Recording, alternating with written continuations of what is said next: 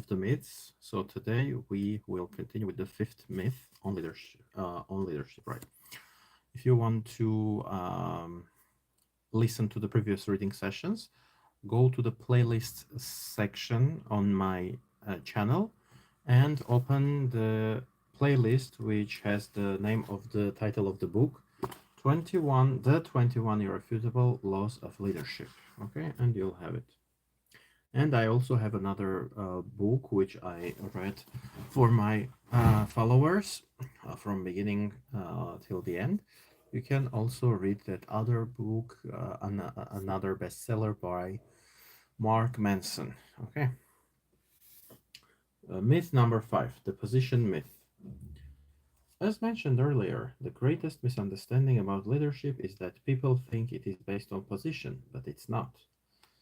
Think about what happened several years ago at Cordiant, the advertising agency formerly known as Saatchi and Saatchi. In 1994, institutional investors of Saatchi and Saatchi forced the board of directors to dismiss Morris Saatchi, the company's CEO. What was the result? Several executives followed him out.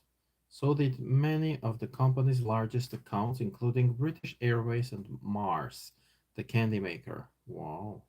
Saatchi's influence was so great that his departure caused the company's stock to fall immediately from 5/8 to $4 per $4 per share. What happened is a result of the law of influence. Saatchi lost his title and position, but he continued to be the leader. Stanley Hafty affirmed, "It's not the position that makes the leader, it's the leader that makes the position." Wow, that's interesting. Who's the real leader? Many years ago, there was a game show on television called To Tell the Truth. Here's how it worked. At the opening of the show, three contestants claimed to be the same person. One of them was telling the truth.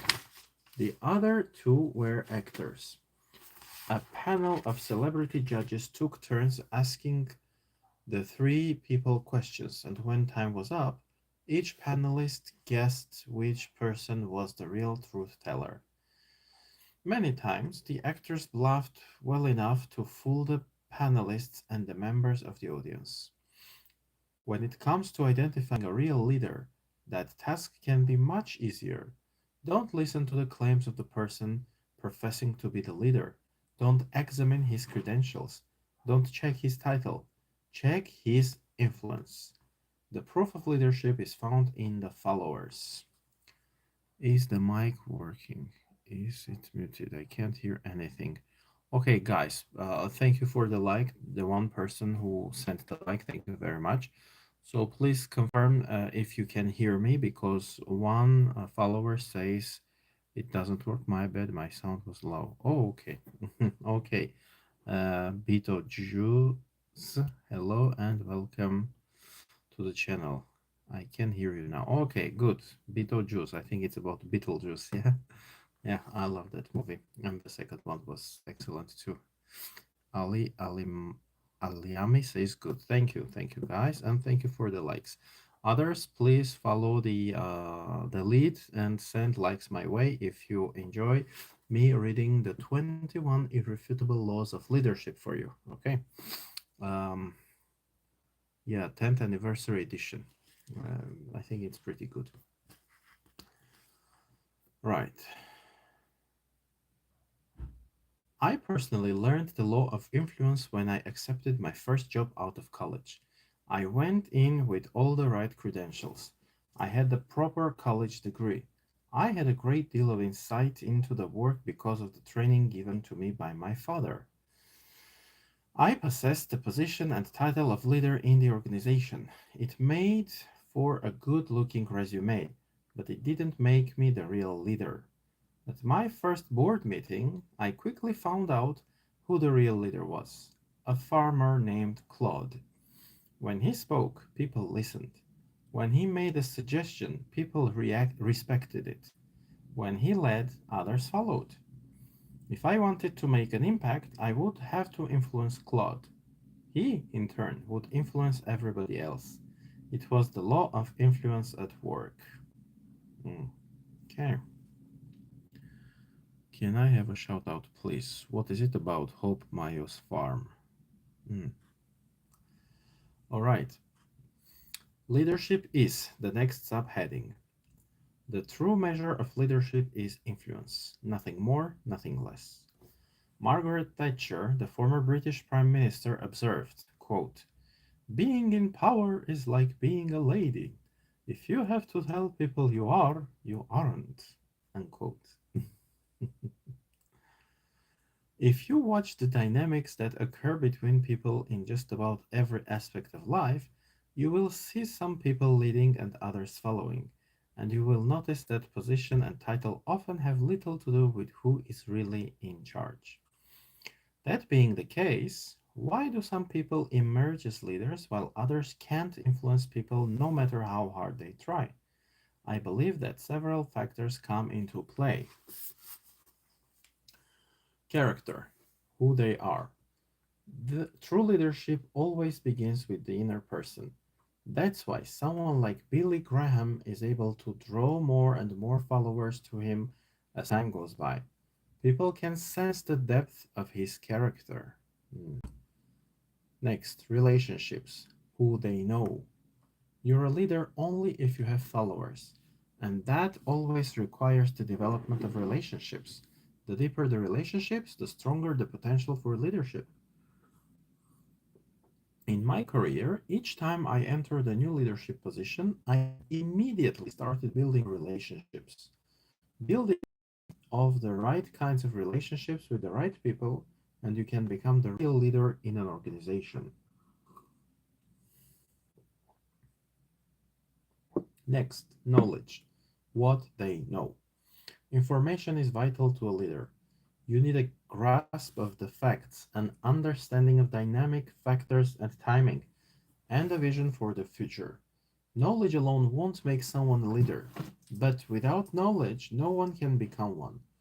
Whenever I was new to an organization, I always spent a lot of time doing homework before I tried to take the lead.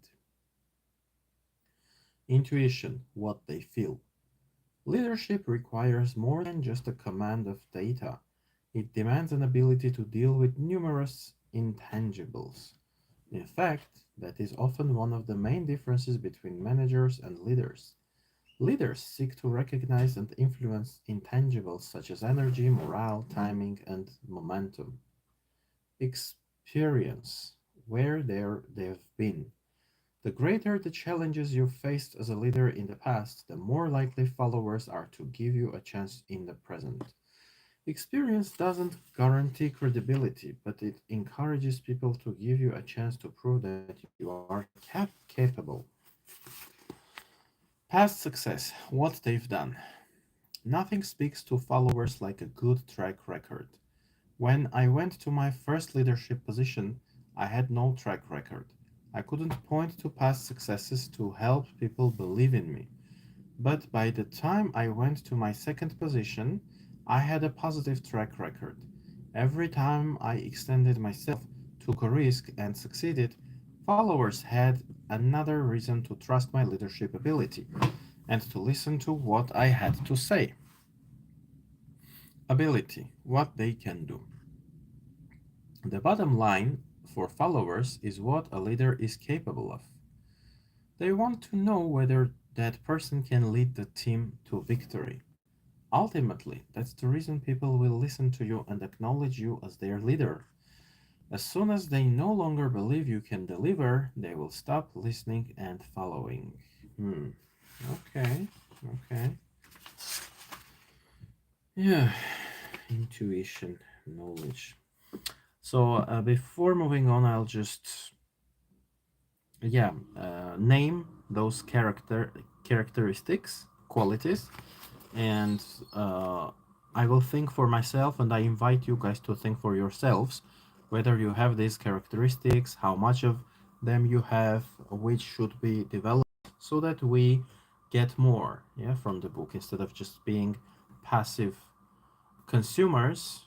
We also need to engage our mental processes and think around stuff. Okay. So, character. who they are. Yeah, in terms of character, I think it's very important to be honest, to be transparent, to show people who you are in terms of your intellectual, maybe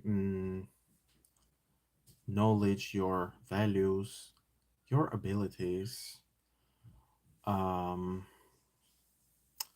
it's very important, to show people around who you are so that you can be recognized. Like we like a butterfly because we can recognize it. Yes. Oh, look, a butterfly. So that it's easy to recognize the butterfly. You see. So similarly, I think in terms of character, you need to be very transparent, very open. You need to show people who you are so that they recognize you. When you hide, when you're like, okay, I need to be modest, I need to be, I don't need to show off and stuff like that. Um, then you don't help people around you recognize who you really are. On the contrary, you're hiding some parts of your personality and thus some parts of your character. And so, yeah, it's important to show, people who you are. In terms of me, I think I still have to work on it. For instance, I'm non-binary in terms of my gender, but I've been attacked, harassed in the past and stuff. So even the way I, mm, dress isn't fully expressing who I am in terms of my identity, in terms of my gender. So uh, that's one element of my identity, of my being. My long hair, it expresses, some of my values, my um, worldview, yeah, what I like and what I dislike. So, yeah, I can work on that. Yeah, I can express myself more now that I'm in the United States and I can be safer. Yeah, and also even in terms of sexual orientation and gender identity. Yeah. Next, relationships, who they know. Yeah, this is very important. And here's an example. I need to move out soon, within this month, and my aunt, she just made a few calls. She's a citizen here in the US. She knows people, so she found a very convenient option for me, only thanks to her relationships. Yes, thanks to the fact that she knows people, she engages with them. She helped those people in the past, and now she can expect to be helped. So relationships are very important. You help people, people help you. It's a two-way road. Yeah. Knowledge. Oh yes, knowledge is not just power. Knowledge is vital. Yeah. And you show your character through your knowledge. And the author John Maxwell speaks of influence. Yeah. One form of knowledge influence is intellectual influence. Like when you speak up, of course, one easy method is to be very emotional, and people who match your emotional level in the room will support you, clap, yeah, go Palestine, blah, blah, blah, or yeah, we are pro Israel. Yeah, that's an emotional approach, and that works too. But the intellectual one, I think, it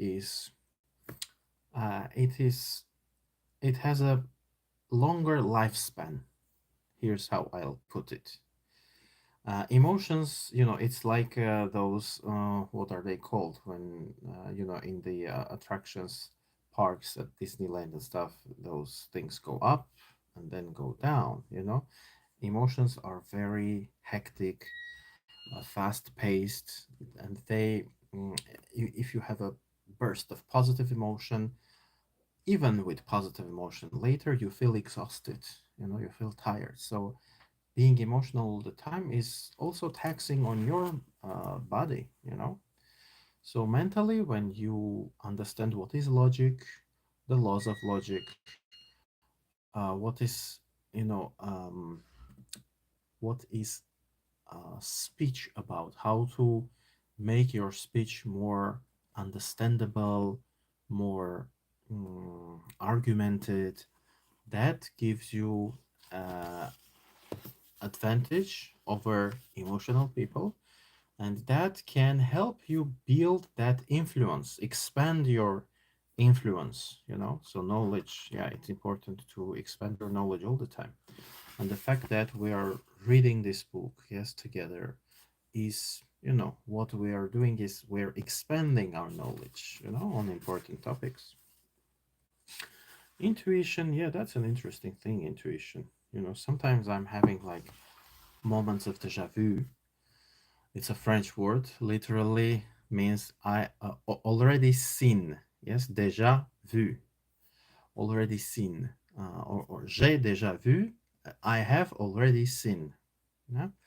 So intuition is there. Uh, I'm an objectivist. Yeah, it's the philosophy of Ayn Rand, Atlas Shrugged. Yeah, Fountainhead.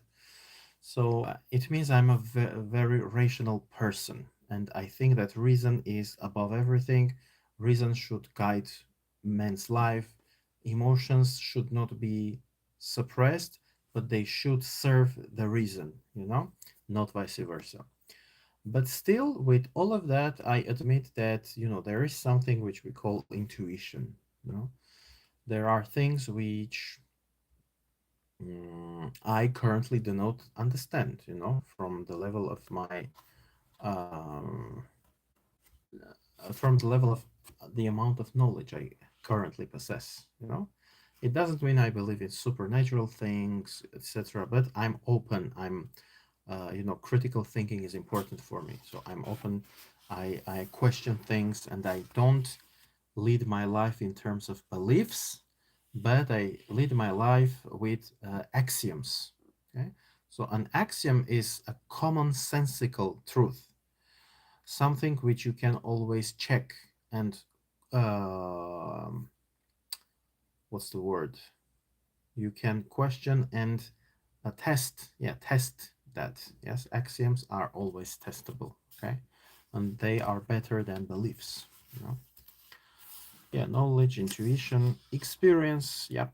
You know, I have a course entitled Introduction to Practical Philosophy, and it's available on this channel as well, but it's for my paid subscribers. You need to become a paid subscriber on this YouTube channel to get access to the course.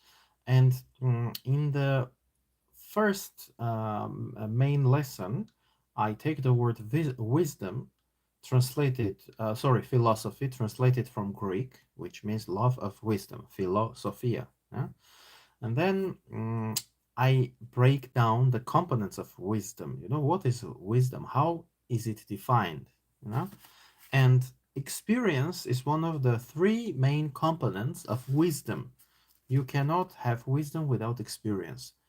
Knowledge on its own is not wisdom. Okay, you can be an erudite, you can speak several languages, you can have several diplomas and lots of certificates. That means you're a learned man. Yeah, but it cannot mean that you're a wise man, because experience is also important.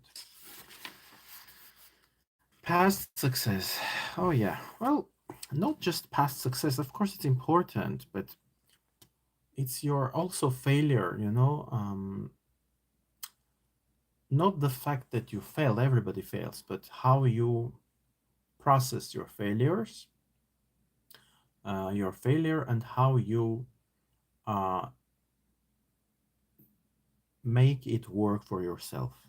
Yeah, how you build your success also based on your failures. So yeah, past success matters, but you know, behind success there is a lot of failure, and we need to talk also about failure, because when we just concentrate on success, it means we see only one part of the story, and not just one part, the smaller part. You know, it's like an iceberg. You know, most of the ice is under the water. You know, lots of failure, and then success is only that visible top part of the iceberg.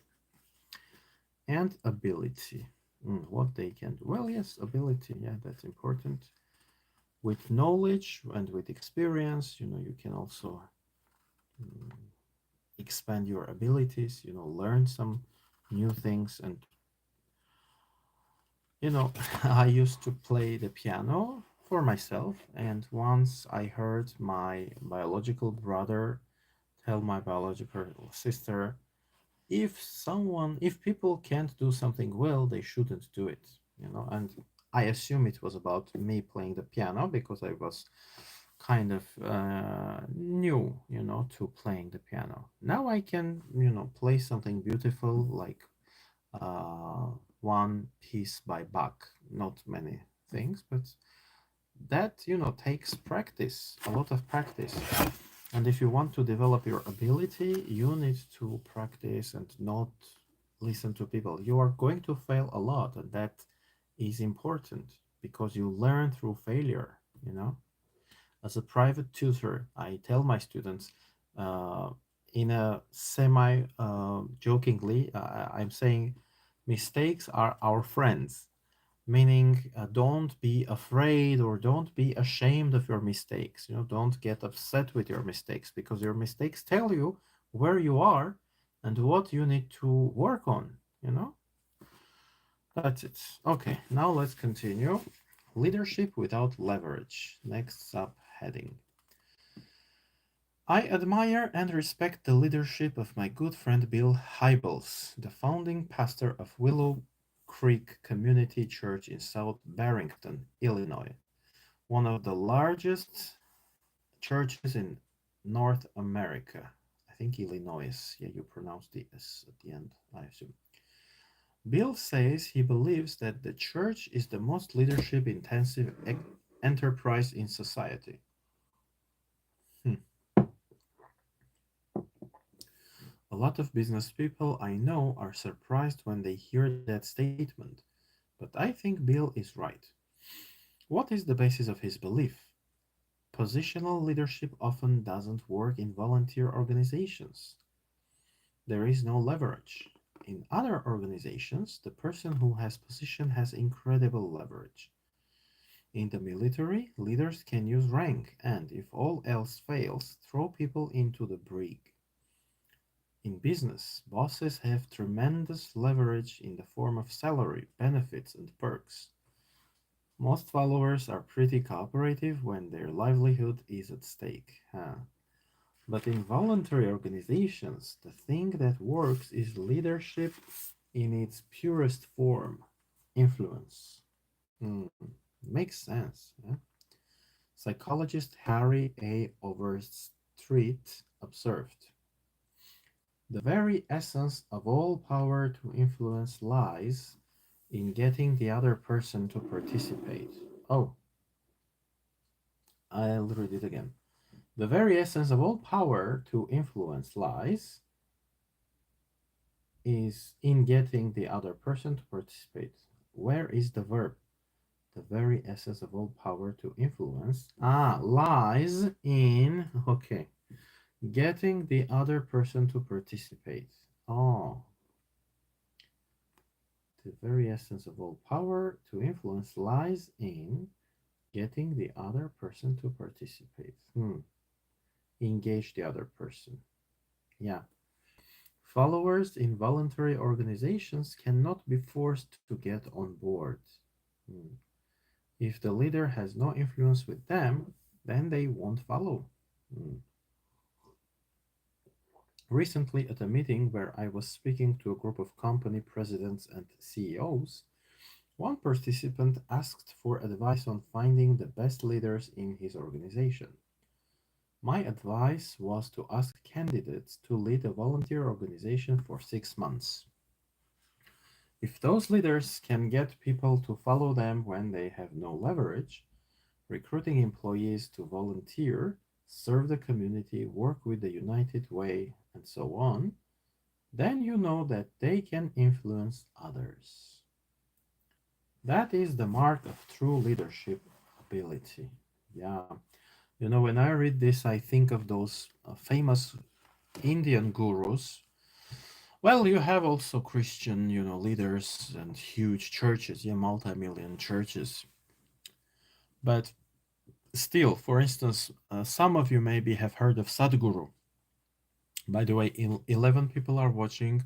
I have only 3 likes, so guys, send likes my way, okay? And if you know Sadhguru, please leave a comment. Like, do you know Sadhguru? Do you listen to his material, to his content? So he has those, huge, huge movements. I don't want to say this movement. It's not one movement. He rejuvenates the rivers. He plants, I don't know, hundreds and thousands of trees, I think.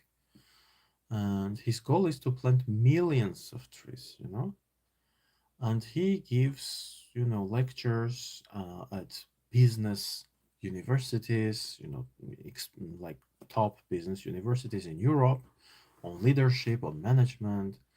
The UN invites him for the World International Yoga Day. I think he was also here in the United States, uh, in Washington, D.C., if I'm not mistaken. If not, he has also at least one big center here in the United States, but more than that.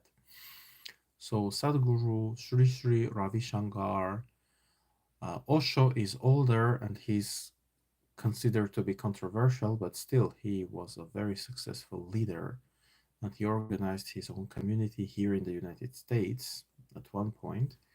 So yeah, those individuals are remarkable and admirable in their ability to influence people, to gather people. And when they, for instance, Sadhguru, he says the secret is in loving those people, falling in love with those people, and then they fall in love with you.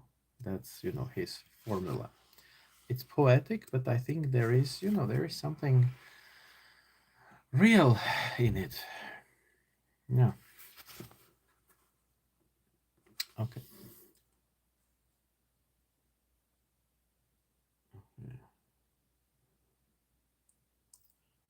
From commander to private to commander in chief. Okay. One of my favorite stories that illustrates the law of influence concerns Abraham Lincoln. Oh, in 1832, decades before he became president, young Lincoln gathered together a group of men to fight in the Black Hawk War. In those days, the person who puts together a volunteer company for the militia often became its leader and assumed a commanding rank. In this instance, Lincoln was given the rank of captain. But Lincoln had a problem. He knew nothing about soldiering. He had no prior military experience, and he knew nothing about tactics. He had trouble remembering the simplest military procedures. For example, one day Lincoln was marching a couple of dozen men across a field and needed to guide them through a gate into another field, but he couldn't manage it. Recounting the incident later, Lincoln said, quote, I could not for the life of me remember the proper word of command for getting my company endwise. Finally, as we came near the gate, I shouted, this company is dismissed for 2 minutes, when it will fall in again on the other side of the gate. Unquote. Okay.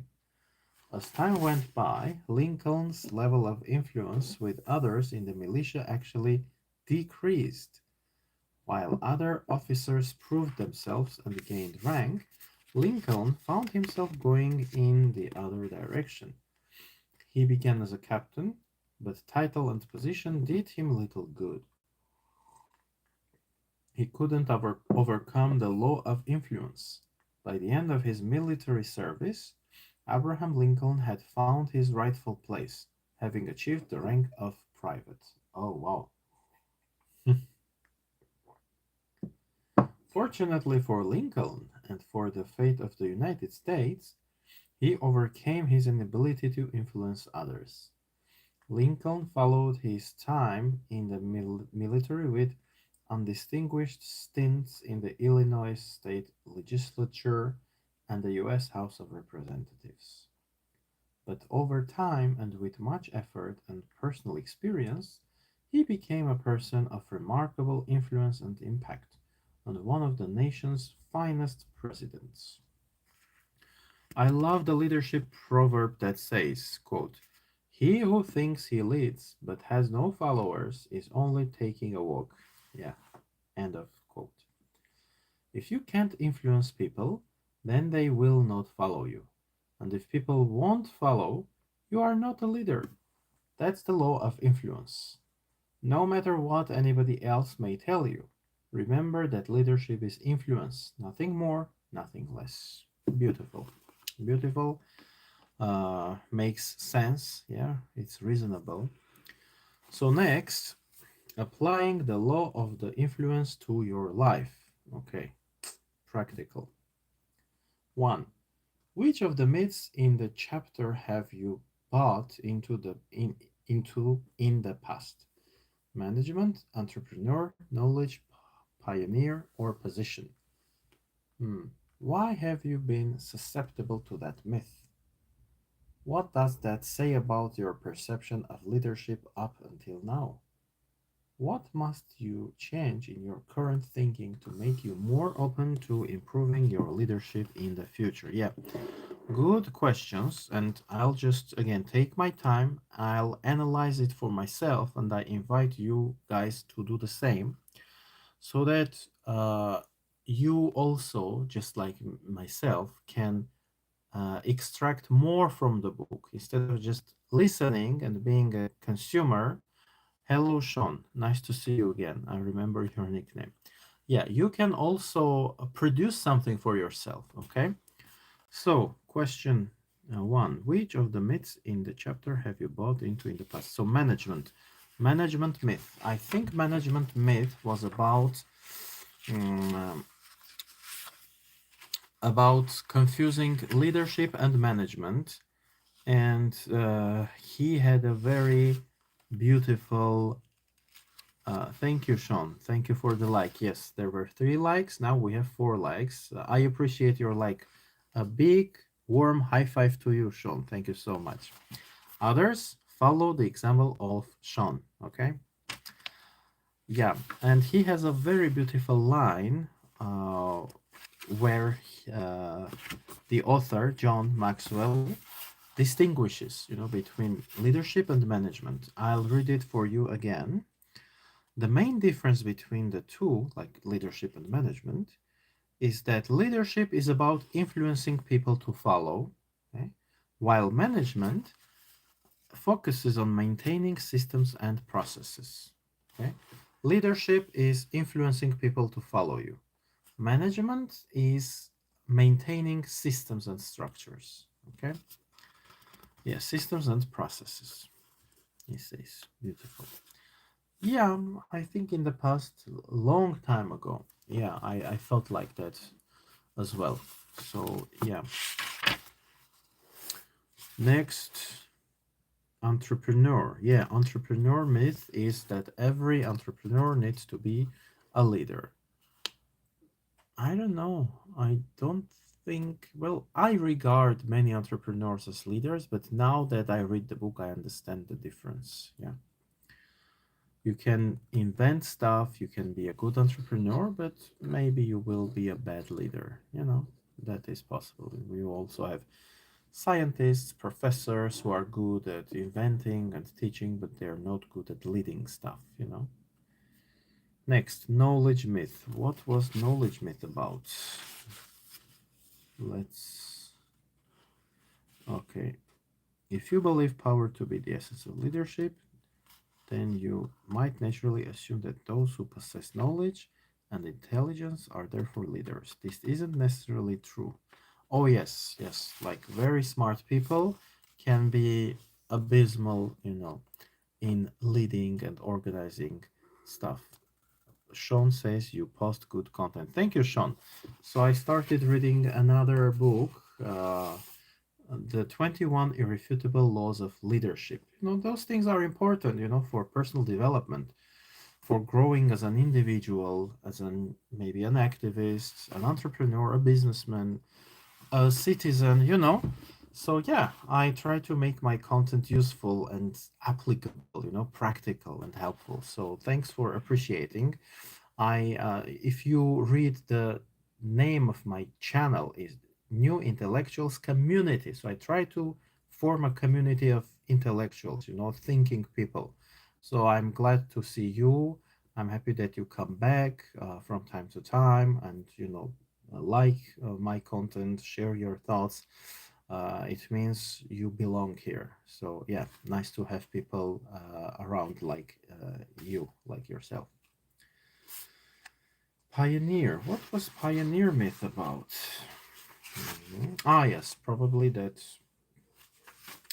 leadership is about inventing stuff.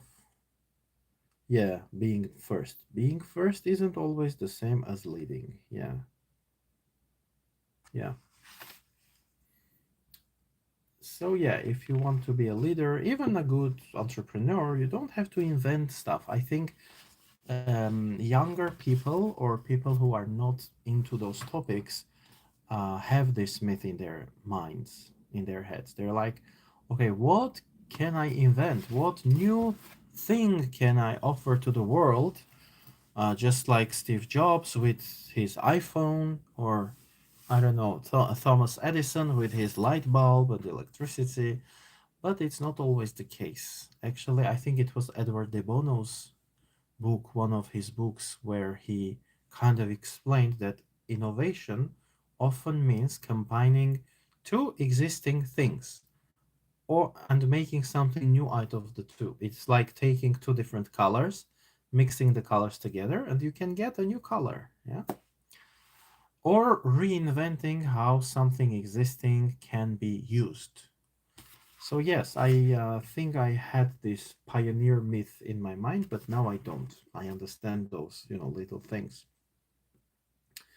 And position myth. Oh yeah, in terms of position myth, that story that I read for you today about that guy who went and half of his office or a lot of people from his office, yes, Saatchi, yes, Saatchi and Saatchi.